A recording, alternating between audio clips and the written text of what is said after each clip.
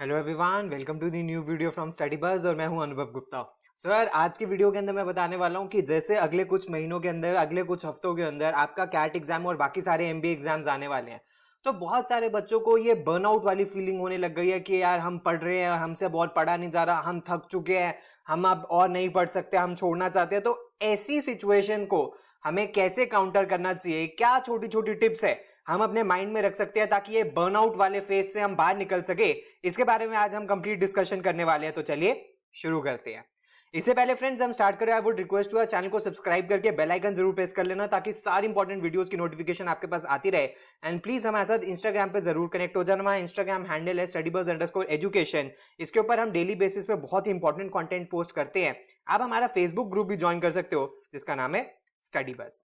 And friends, अगर आप study buzz के पेनड्राइव कोर्स में एनरोल करना चाहते हो तो इसकी कंप्लीट डिटेल्स आपको हमारी वेबसाइट के ऊपर मिल जाएगी, जो कि है studybuzz.co.in। और हर पेनड्राइव के साथ मिलता है आपको एक पोर्टल, जो कि एक तरीके की टेस्ट सीरीज होती है जिसमें topic wise test, sectional test और फुल लेंथ मॉक्स भी आपको मिलते हैं। इसके साथ साथ आपको स्टडी प्लानर के साथ ई बुक्स का भी फीचर मिलता है। इसके बारे में आपकी कोई भी क्वेरी है तो आप हमें इस नंबर पे भी व्हाट्सएप कर सकते हो। अगर फ्रेंड्स मैं बात करूं सबसे पहले बर्नआउट वाली फीलिंग होती क्या है, तो हमें सबसे पहले ये जानने की जरूरत है, अगर आपको बर्नआउट हो रहा है तो आपको पता होना चाहिए कि एक्चुअली वो बर्नआउट ही है या कुछ और है। तो बर्नआउट वो फीलिंग होती है जब आप फिजिकली बहुत ज्यादा या मेंटली या इमोशनली एग्जॉस्ट हो जाते हो, जब आपके पास बहुत ज्यादा आपके स्ट्रेस लेवल्स हाई हो जाते हैं, जो चीज आप अचीव करना चाह रहे हो वो अचीव नहीं कर पाते, जिसकी वजह से आपके और स्ट्रेस होता है और आप ओवरवेल्म्ड हो जाते हो, ड्रेन्ड हो जाते हो फिजिकली भी, और आप पढ़ रहे हो, आपके माइंड के अंदर कुछ पेनिट्रेट नहीं हो रहा, आप समझने की कोशिश कर रहे हो, आपको कुछ समझ नहीं आ रहा, और आप कितनी भी कोशिश करो आपको लगे कि यार अब मुझसे पढ़ाई नहीं हो रही है, तो इस फेज को बर्नआउट कहते हैं। तो अगर गलती से या ड्यू टू एनी सर्कमस्टांसेस ये अगर हमें बर्नआउट वाला फेज आ गया है तो हमें क्या करना चाहिए, आगे मैं आपको कुछ टिप्स इसके बारे में शेयर करना चाहता हूं। सबसे पहली चीज, जो अगर आपको ऐसा लग रहा है कि आपका बर्नआउट वाला फेज आ रहा है, तो सबसे पहले आपको अपना एक बिलीफ बनाना है, और वो आपको अपना बिलीफ बनाना है अपने खुद के अंदर, that you have to believe in yourself. क्योंकि ये एक वेल नोन फैक्ट है, when you believe in yourself आधी बैटल तो आप तभी जीत जाते हो। और हमेशा आपको अपने आप को ये रियलाइज कराना है कि ये मैंने क्यों जर्नी शुरू करी थी, मैंने किस रीजन की वजह से शुरू करी थी। हर एक चीज डिफिकल्ट तब तक ही लगती है जब तक उसको अचीव नहीं कर लिया जाता। सो जैसे ये स्टेयर चढ़ने का भी आप एग्जांपल देख सकते हो, पहले आदमी टेंशन में है कि यार मैं चढ़ पाऊंगा नहीं चढ़ पाऊंगा, वो अपने आप को क्वेश्चन कर रहा है, लेकिन जब वो फाइनली चढ़ जाता है सो ही इज रियली हैप्पी कि हाँ मैंने कर लिया। उसी तरह हो सकता है ड्यूरिंग दी जर्नी आपको लगे कि यार मैं नहीं कर पा रहा हूं, मेरा बहुत टेंशन में आ गया हूं, मैं बहुत स्ट्रेस में आ गया, लेकिन जब आप अपने अंदर बिलीव रखोगे और अपने ऊपर बिलीव रखोगे तो आपका डेफिनेटली गोल अचीव हो जाएगा। नेक्स्ट, बहुत इंपॉर्टेंट है सोना, लेकिन सोना लिमिटेड टाइम के लिए। अगर आपका बर्नआउट वाला फेज आ गया है तो इसका मतलब आपकी बॉडी का ये इंडिकेशन है कि उसको प्रॉपरली रेस्ट नहीं मिल रहा। अगर आप टाइम से सोते हो और टाइम से उठ जाते हो, यानी कि एटलीस्ट आप 6 to 8 आवर्स की साउंड एंड पीसफुल स्लीप ले रहे हो, तो आपकी अटेंशन, आपका फोकस, हर एक चीज काफी ज्यादा इंप्रूव हो जाएगा, आपकी फोकस करने की स्किल बहुत ज्यादा बढ़ जाएगी। तो एक्चुअली स्लीप करती क्या है, स्लीप हमारे माइंड को रिफ्रेश कर देती है। सो अगर कोई बच्चे की डिस्टर्ब्ड स्लीप पैटर्न है तो आपकी डेफिनेटली ये बर्नआउट वाला फेज नहीं जाएगा। कोशिश करो टाइम से जल्दी सो जाओ और टाइम से जल्दी उठ जाओ, अपनी स्लीप पूरी कर लोगे तो आपको बर्नआउट वाला फेज इजीली कॉन्कर हो जाएगा। नेक्स्ट है, अगर आपको लगता है कि यार आप एग्जॉस्ट हो गए हो, थक गए हो और अब आपको डायरेक्शन लेस फील हो रहा है, try talking to your seniors, teachers, mentors, जहां भी आप पढ़ रहे हो, जो भी आपके कॉलेज के सीनियर्स हैं, जो आपके कॉलेज के टीचर्स हैं, या कहीं से आप कोई कोचिंग ले रहे हो तो उनके मेंटोर से बात करने की कोशिश करो। वो आपको बताएंगे कि आप ये रेस्टलेसनेस वाली अगर आपके अंदर ये फीलिंग आ गई है या हेल्पलेसनेस वाली फीलिंग आ गई है, इसको ओवरकम कैसे करना है। बहुत बार ये देखा जाता है कि हमारे पास भी जब बच्चे अपनी प्रॉब्लम्स लेके आते हैं, जब हम उनसे डिस्कस करते हैं तो एक बेटर फेज ऑफ माइंड के अंदर आ जाते हैं, उनका मूड भी अपलिफ्ट हो जाता है और उनको एक न्यू डायरेक्शन भी मिलती है। तो आपको डेफिनेटली अपने सीनियर्स, टीचर्स और मेंटर्स को कनेक्ट करना चाहिए जब आपको ये बर्नआउट वाला फेज लगने लगे। तो उसके बाद अगर आप जब भी पढ़ाई कर रहे हो, try to take break between sessions. ऐसा ना हो आप 8 घंटे कॉन्टिन्यूसली पढ़ते चले जा रहे हो। अगर आप 8 घंटे कॉन्टिन्यूसली पढ़ रहे हो तो आपका जो फोकस है, जो अटेंशन स्पैन है, वो कहीं ना कहीं ब्रेक हो जाएगा और कुछ देर के बाद आप पढ़ तो रहोगे लेकिन आपके माइंड के अंदर पेनिट्रेट नहीं होगा।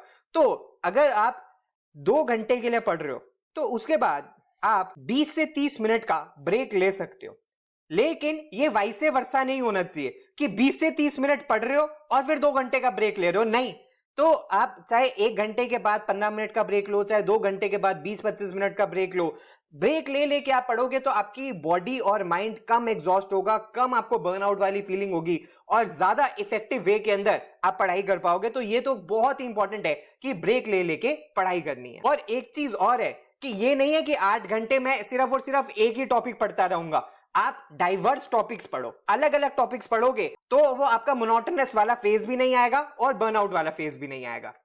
नेक्स्ट है अवॉइड डिस्ट्रैक्शन। जितना ज्यादा हो सके please in social media app से दूर रहा करो और खासकर जब पढ़ रहे होते हो तो फोन को हो सके तो फ्लाइट मोड पे डाल के पढ़ाई करा करो, क्योंकि जब भी आप इन डिस्ट्रैक्शंस के अंदर फंसे रहोगे, चाहे वो सोशल मीडिया की हो, चाहे वो टेलीविजन की हो, चाहे किसी भी चीज की हो, तो आपका एफर्ट आपकी पढ़ाई के ऊपर कम और इन फालतू की चीजों के ऊपर ज्यादा लगता है। तो उससे आपका इफेक्टिव आपका गोल अचीव नहीं हो सकता और उसके बाद फिर आपको बर्नआउट वाला है कि मैंने इतनी देर पढ़ाई करी लेकिन मुझे कुछ समझ नहीं आया। प्लीज अगले 2, 3, 4, 5 महीने जितने भी आपके एग्जाम्स है, हो सके जब जब आप पढ़ रहे हो तब एटलीस्ट सोशल मीडिया से और अननेसेसरी डिस्ट्रैक्शन से दूर रहना है। उसके बाद जितना जल्दी हो सके ये जरूर इंप्लीमेंट कर लेना कि अपनी लाइफ से किसी भी तरीके की कोई नेगेटिविटी एंड नॉनसेंस को उसको आपको हटा देना है।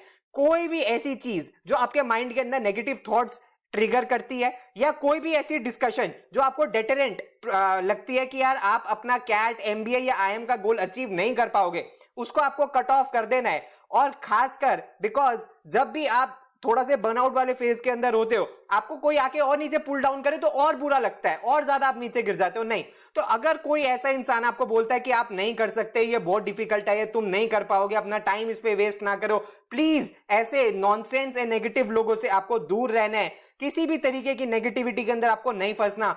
प्लीज अगले 3, 4, 5 महीने जितने भी आपके पास, आपको अपनी पूरी ताकत लगा देनी है और अगर आपको कोई नेगेटिविटी देने की भी कोशिश कर रहा है तो प्लीज उससे दूर रहना है, उस नेगेटिविटी को अपने ऊपर नहीं आने देना है।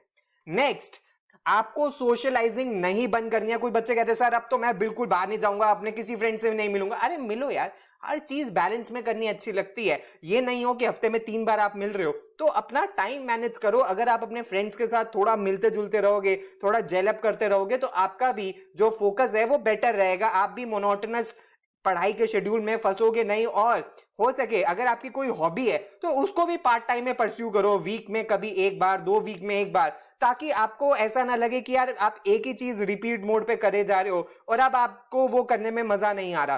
तो ना ही आपको अपने फ्रेंड सर्कल को कट करना है, हाँ कम करा जा सकता है, और ना ही हॉबीज को छोड़ना है। हॉबीज को करोगे तो डेफिनेटली आपको फायदा मिलेगा।